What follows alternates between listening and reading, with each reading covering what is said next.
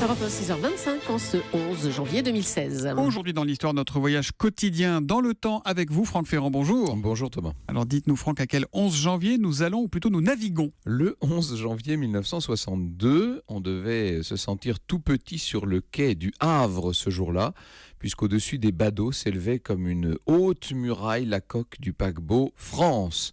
Michel Debré, le Premier ministre de l'époque, a fait le déplacement pour la croisière inaugurale de ce géant des mers qui mesure plus de 300 mètres de long. Et bien dites-vous que malgré cette taille inouïe, il peut quand même atteindre facilement les 30 nœuds, c'est-à-dire 55 km/h. Alors à l'époque, Franck, le franc, c'est vraiment la fierté du pays. Oui, c'est non seulement un symbole de puissance, mais aussi de savoir-faire français en matière de construction navale.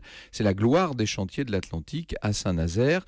La construction avait commencé en 57, le lancement s'est fait en 60.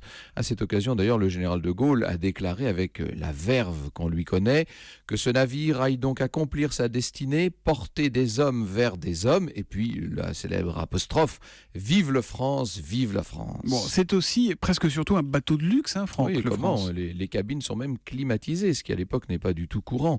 Les passagers de première bénéficient de salons somptueux, même si le style de France est un peu plus bizarre, très moderne par rapport à celui de Normandie, par exemple. 1700 passagers embarquent pour cette première croisière.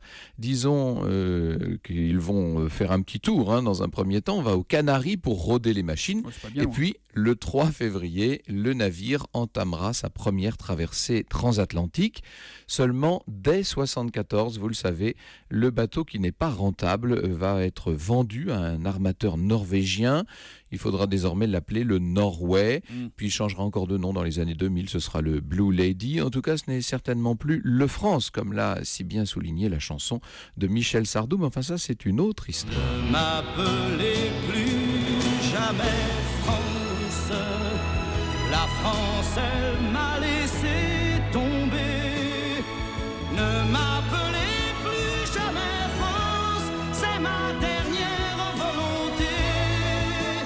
Franck Ferrand, je vous aime quand vous nous passez du Michel Sardou à 6h30 du matin. Je le J'adore. savais. Ah, le France, Michel Sardou. L'histoire, on la retrouve avec vous tout à l'heure à 14h. Vous nous parlerez de quoi? Nous allons revivre à 14h l'histoire des révoltés de l'Amistad. Ah, je regarde, mais non, Michel Sardou n'a pas fait de chanson là-dessus. Non, Bon, je crois passons. Au cœur de l'histoire, rendez-vous à 14h avec Franck Ferrand. À tout à l'heure, Franck. Bonne journée.